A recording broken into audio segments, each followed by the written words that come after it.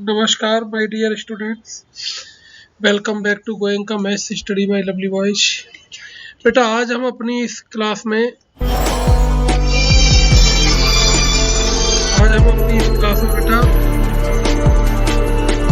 Volume of combined solids के बारे में हम पढ़ेंगे।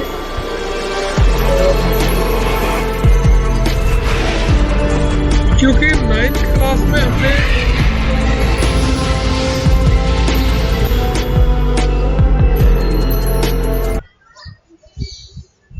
वॉल्यूम ऑफ क्यू, कीवर्ड, इन सब के बारे में पढ़ा था। अभी इस वाली एक्सरसाइज में कंबाइंड सॉलिड्स के सरफेस एरिया, उनके वॉल्यूम, ठीक है ना, और एक्सरसाइज 13.2 का क्वेश्चन नंबर 1 और 2 और कंबाइंड सॉलिड्स के कुछ फिगर्स, कुछ एग्जांपल्स के बारे में भी हम यहाँ पर पढ़ेंगे। ठीक है, कंबाइंड सॉलिड्स की।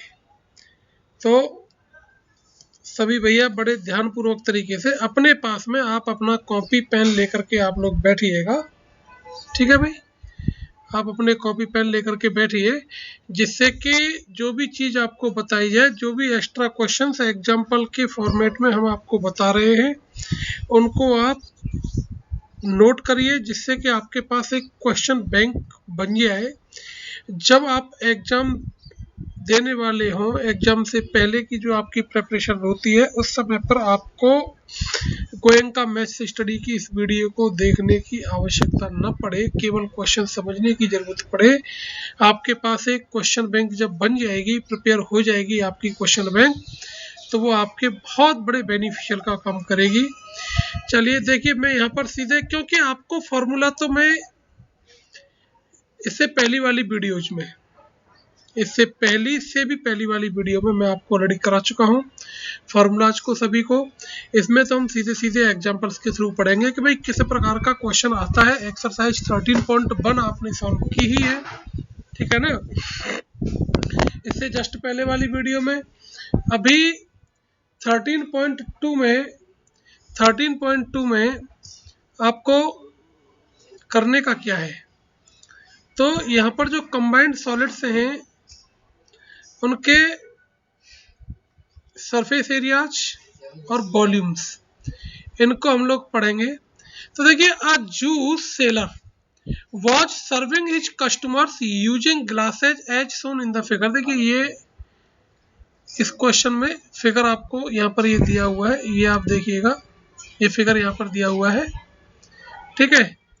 तो एक जो जूस सेलर है वो अपने कस्टमर्स को जूस सर्व करता है, इस प्रकार का एक फिगर है। उसके पास में कोई बेशल है, उस प्रकार के बेशल में तो बैठ जाएगा, यहाँ पर बैठ जाएगा, पढ़ लेगा, अपना कुछ बुला ले, तो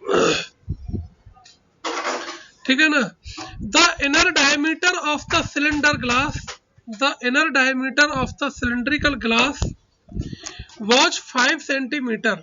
ये जो हमको सिलेंड्रिकल ग्लास दिया हुआ है, इसका डायमीटर 5 सेंटीमीटर है। But the bottom of the glass had a hemisphere raised portion which reduced the capacity of the glass, see in the figure, okay. If the height of a glass was is 10 centimetre, इस glass की जो height है वो कितनी है, 10 centimetre है। ये देखिए यहाँ से यहाँ तक, ठीक है भैया।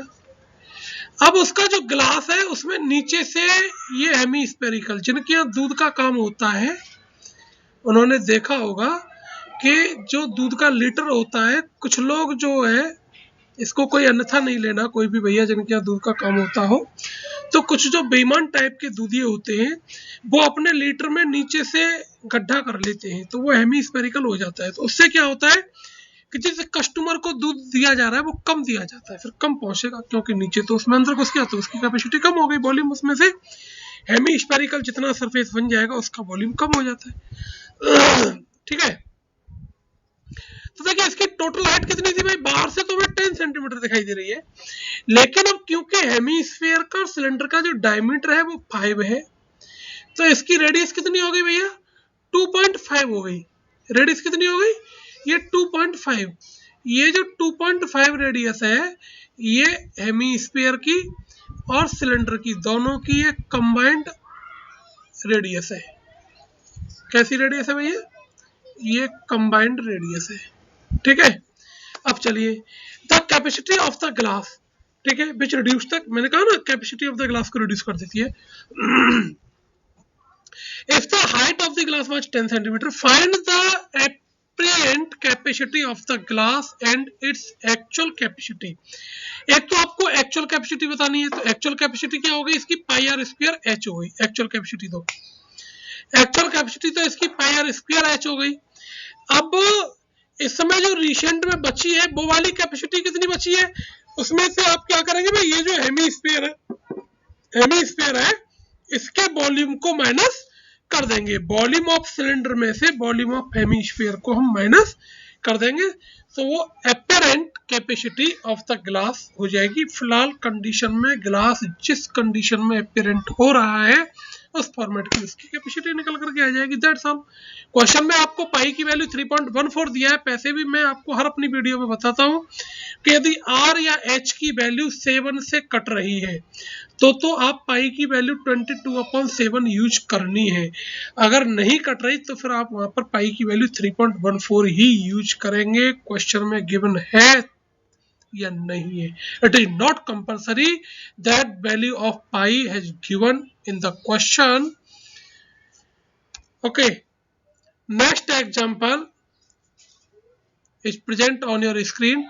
Find the volume of the largest right circular cone that can be cut out from a cube of age 4.2 centimeter. Find the volume of the largest right circular cone. Volume of the right circular cone. और ये किसमें से cut out किया जा रहा है? Cube में से। तो क्यूब की जितनी एज होती है उतना ही, क्योंकि हमें लार्जेस्ट कट करना है। क्या कट करना है? देखिए मैं यहाँ पर आपके लिए इसका फिगर बना देता हूँ, आप एक बार बस इस स्क्रीन पर देखते रहिएगा। अभी मैं क्यूब का फिगर आपके सामने प्रेजेंट कर देता हूँ, ठीक है। चलिए देखिए, ये हमारा क्यूब है, ठीक है भैया, आपके सामने स्क्रीन पर प्रेजेंट हो गया क्यूब। अब इस क्यूब में से लार्जेस्ट वॉल्यूम का कोन, लार्जेस्ट वॉल्यूम का कोन है ना, तो लार्जेस्ट वॉल्यूम का मतलब उसकी हाइट जितनी इसकी एज है उतना, इस टाइप का। और ये कोन कट कर दिया,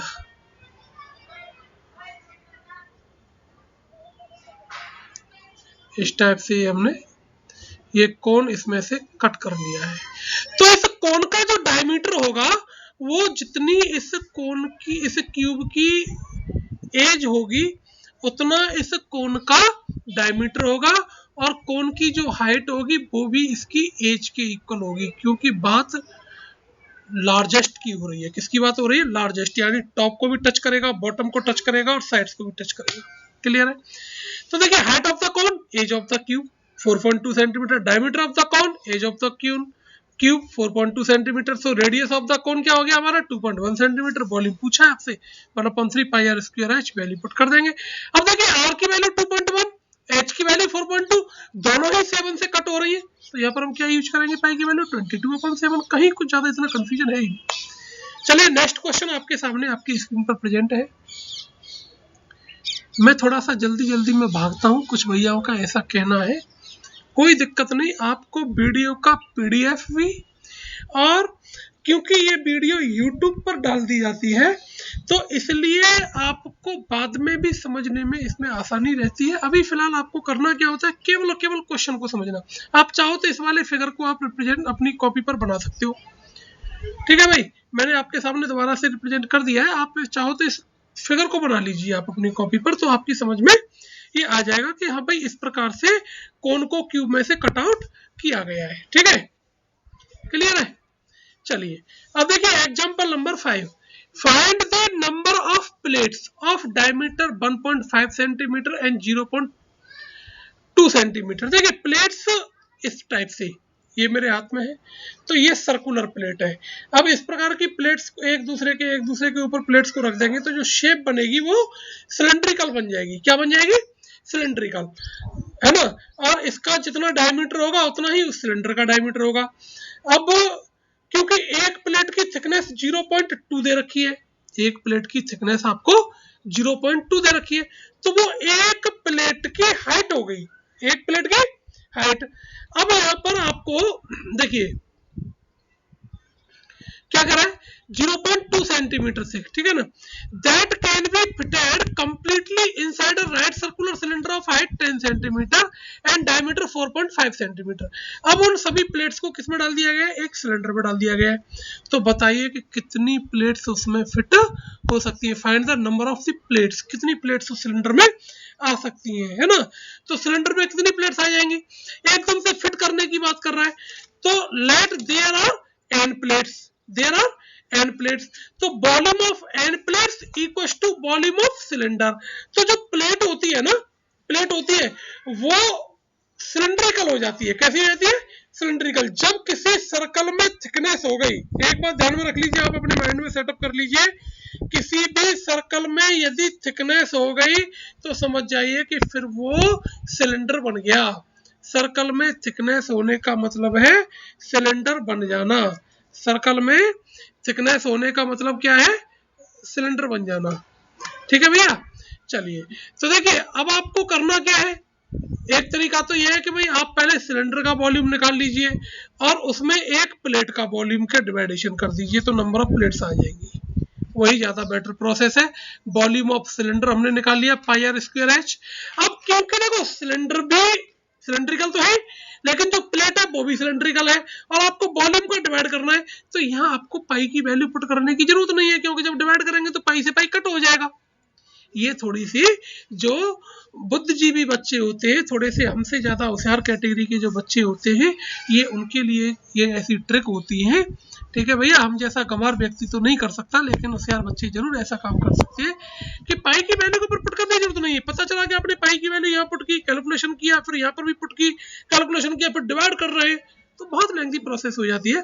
तो आप इसका वॉल्यूम भी एज इट इज निकाल के रख लीजिए और प्लेट का भी वॉल्यूम आप उसी में डेसिमल्स में निकाल लीजिए। ठीक है ना। तो अब देखिए आपका पाई से ये पाई कट हो जाएगा है, और फॉर्मूला नंबर 1432 से क्या होगा, ये 80 ऊपर आ जाएगा, 9 हमारा इधर आकर के इनटू कर देगा। ठीक है, तो देखिए 8 से ये जो 80 है ये हमारा कितने टाइम कट जाएगा भैया? 10 टाइम्स कट जाएगा।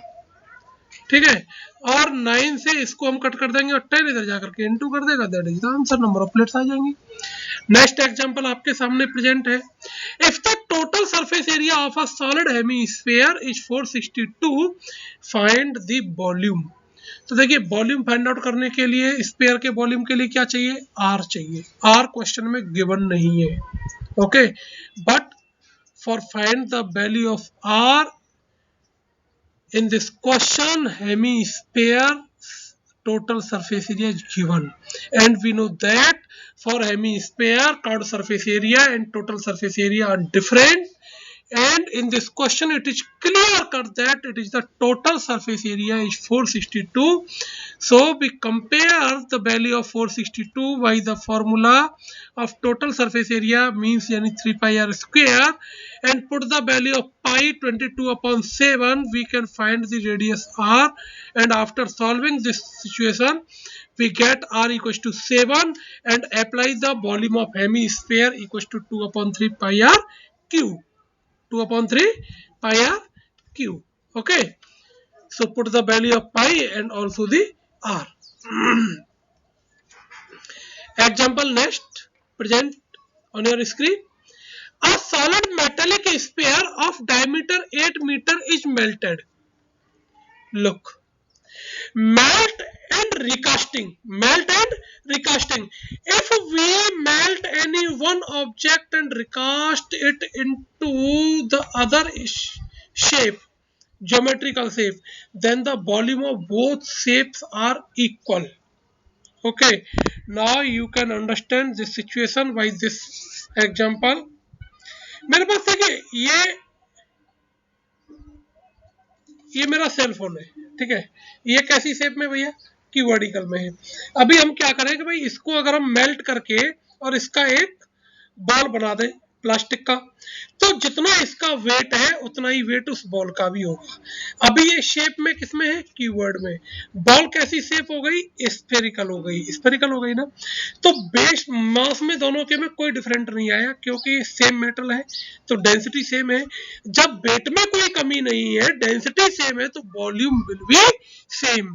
So now you have to clear the situation that if we melt any object and recast into the other object, then the volume of the both objects are equal.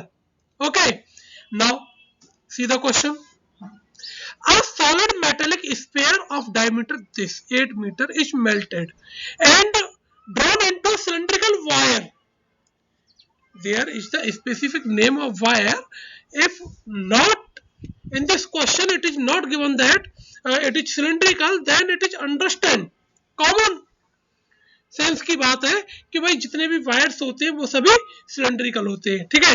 Cylindrical wire of uniform width, if the length of the wire is 12 metre, find its width. Width means diameter of the wire. Wire की विड्थ का relation जो है उसके diameter से होता है। तो let the radius of the wire is R, उसकी आर एक्स सपोज कर लिया है हमने, यहाँ पर एक्स ले लीजिएगा। अब क्योंकि डायमीटर हमको स्फीयर का क्या दिया हुआ है 8, तो उसका रेडियस कितना हो गया 4 मीटर हो गया। ओके, अब स्फीयर को मेल्ट करके कन्वर्ट किया गया है किसमें, स्फीयर को मेल्ट करके किसमें कन्वर्ट किया है, सिलेंडर में। So volume of sphere equals to volume of cylinder. Comparing करा देंगे, पुट करके वैल्यू आ जाएगी। एक्सरसाइज 13.2, जैसा मैंने कहा था कि भाई इस वीडियो में हम केवल इसके 2 क्वेश्चन पढ़ेंगे कंबाइंड सॉलिड्स की, ठीक है ना। Look the question number 1। Question number 1 को आप लोग देखिएगा जरा। A solid is in the shape of a cone standing on a hemisphere with both their radii being equal to 1 centimeter if the height of the cone is equal to its radius। देखिए ये मैंने यहाँ पर figure बना दिया है। A solid is in the shape of a cone standing on a hemisphere। ये जो कोन है किसके ऊपर स्टैंड किया गया है, हेमीस्फीयर के ऊपर। ये हमने यहाँ पर हेमीस्फीयर बना दिया है, इसके ऊपर हमने एक कोन को खड़ा कर दिया है। अब क्योंकि दोनों एक दूसरे से एकदम से कवर्ड है, माउंटेड है, so radius of cone is equals to the radius of hemisphere। okay, clear? And the height of the cone is equals to the radius, so height of the cone is also 1 meter। it is clear? 1 centimeter। find क्या करना है, find the volume of the solid in the term of pi। so you are not required to put the value of pi in this question, and answer you will have to given the answer in the form of pi। okay, it is the given in question। Clear? देखिए radius of cone, radius of hemisphere both are 1 centimetre. Clear? And height of the cone, radius of the cone की equal है 1 centimetre. Volume of solid, solid का volume पूछा है। अब solid में कौन कौन सी शेप है भैया, कोन और hemisphere. So volume of cone plus volume of hemisphere, दोनों के फॉर्मूलाज को आप पुट कर दीजिए। That is the answer. Solve कर लेंगे, आंसर क्या आ जाएगा, पाई क्यूबिक सेंटीमीटर इसका आंसर आ जाएगा। अब देखिए क्वेश्चन नंबर 2। ये क्वेश्चन नंबर 2 आपके सामने प्रेजेंट है और ये मोस्ट इंपॉर्टेंट क्वेश्चन है। कई साल बोर्ड के एग्जाम में ये क्वेश्चन आया है, ठीक है, ये कई साल बोर्ड के एग्जाम्स में ये क्वेश्चन आया है। Diameter of the model is 3 centimetre and it's. देखिए इसमें ये एक मॉडल बनाया गया है किसी एक बच्चे के द्वारा, और ये मॉडल क्या है कि बीच में सिलेंड्रिकल पोर्शन है और दोनों साइड में ये कोनिकल इसके पोर्शंस लगा दिए गए। इस प्रकार का एक रॉकेट का मॉडल बनाया गया है, ठीक है। इस मॉडल का जो कंबाइंड डायमीटर है वो 3 सेंटीमीटर है, तो रेडियस कितनी हो गई 1.5 centimetre. And the total length इसकी कितनी है भैया 8। अब देखिए इस कोनिकल पोर्शन की हाइट हमको गिवन में 2, तो 2 सेंटीमीटर इधर गया और 2 सेंटीमीटर कोन इधर गया, तो सिलेंडर की हाइट कितनी रह गई? केवल ये देखिए सिलेंडर की हाइट केवल ये रह गई 8 सेंटीमीटर, क्योंकि इस पूरे मॉडल की जो लेंथ है, पूरे मॉडल की लेंथ कितनी गिवन में है क्वेश्चन में? 12 सेंटीमीटर गिवन है। ठीक है, पूरे मॉडल की, मैंने नीचे भी लिखा हुआ है, आपको दिखाई ना दे, कुछ भैयाओं की आई सेट में दिक्कत आ गई हो, ऑनलाइन पढ़ते पढ़ते खुजली बुजली होने लग गई हो मेरी तरह से, तो मैंने यहाँ पर रेड कलर से भी लिख दिया है, हमसे देख सकते, ठीक है ना। चलिए, तो देखिए रेडियस तो दोनों की सेम हो गई, r equal to 1.5 height of the cone small h से शो करा दिया 2 centimetre, height of the cylinder 12 - 2 - 8 centimetre. Clear हो गया। अब आपसे पूछा क्या है? Volume of the air in the cylinder, इस पूरे मॉडल में कितनी एयर आ सकती है? तो बोथ कोन्स का वॉल्यूम प्लस सिलेंडर का वॉल्यूम आप यहाँ देख सकते हैं, volume of cylinder plus 2 into volume of cone, and put the formula volume of cylinder pi r square h plus 2 into volume of cone is 1/3 pi r square h, and pi r square is common, so h plus 2/3 h, and put the value of capital H and also the small h. After solving you get 66 cubic centimetre इसका volume आ जाएगा। Thank you सभी भैया को, नमस्कार, जय हिंद, जय भारत।